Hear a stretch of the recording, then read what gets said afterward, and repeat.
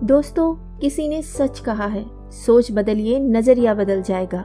नजरिया बदला तो जिंदगी बदल जाएगी।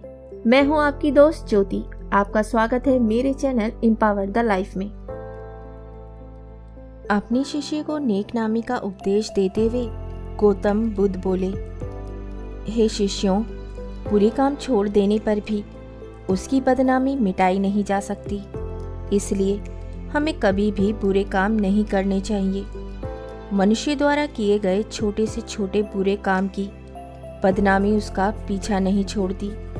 जैसे ऋषि वाल्मीकि का प्रारंभिक जीवन उनके परिचय में हमेशा उल्लेखित किया जाता है।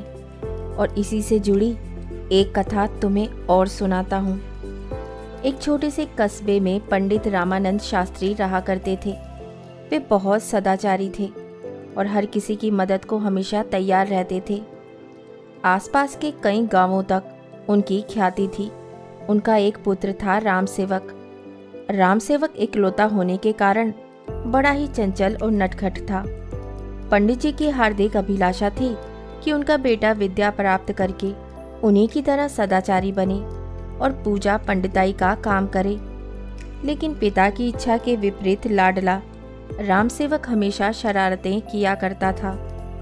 पंडित रामानंद शास्त्री उसे समझाने का प्रयास करते रहते थे, लेकिन रामसेवक को बुरे कामों में मजा आता था। अंत में निराश होकर पंडित जी ने रामसेवक को समझाना बंद कर दिया। जब कभी कोई उनके पुत्र की शिकायत लेकर आता तो पंडित जी अपने घर के मुख्य द्वार पर एक कील गाड़ देते। कुछ ही दिनों में दरवाजा कीलों से भर गया। एक दिन एक अंधा मुसाफिर रोता हुआ पंडित जी के पास आया। पूछने पर उसने बताया कि उनके बेटे रामसेवक ने उसकी लाठी खींच ली और उसकी पोटली कुएं में फेंक दी। यह सुनकर पंडित जी को बड़ा दुख हुआ। उन्होंने दरवाजे की ओर देखा। उसमें केवल एक आखिरी कील के लिए जगह बची थी। पंडित जी ने अंधे मुसाफिर से माफ़ी मांगकर उसे रवाना किया और कील हथौड़ा लेकर दरवाजे पर जैसे ही कील ठोकनी शुरू की, उसी समय रामसेवक वहां आ पहुंचा। उसने पिता से पूछा, पिताजी, आप यह क्या कर रहे हैं? पंडित जी उदास मन से बोल उठे, बेटा, मैं तेरे किए गए दुष्कर्मों की गिनती कर रहा हूँ। रामसेवक आश्चर्य से दरवाजे पर लगी कीलों को देखने लगा और फिर पूछ बैठा, क्या दरवाजे पर लगी सभी कीलें मेरे कारण लगी हैं?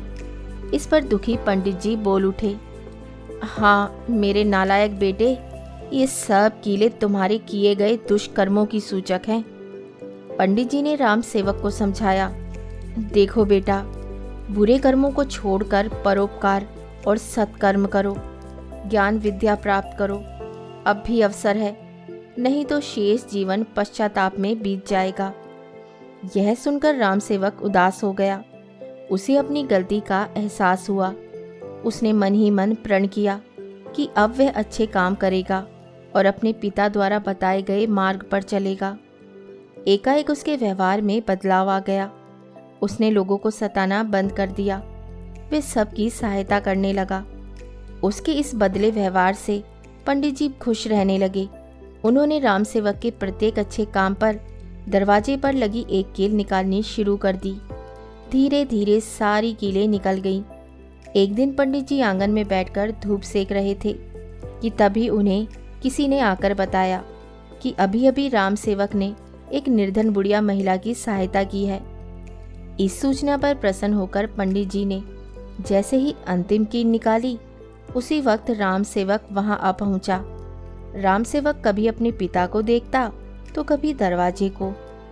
उसने कहा, पिताजी, कील तो सारी निकल गई, पर उनके निशान दरवाजे पर सदा के लिए रह गए।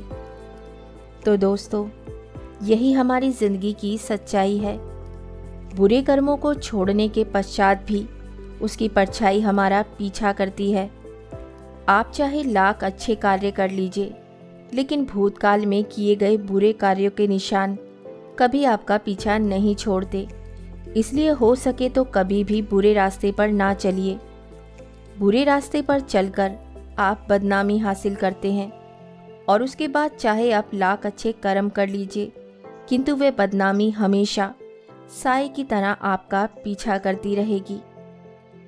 उम्मीद करती हूँ आपको कहानी पसंद आई होगी। तो बहुत जल्द मिलती हूँ एक कहानी और नई सोच के साथ। तब तक हंसते रहिए, मुस्कुराते रहिए और अपना ख्याल रखिए।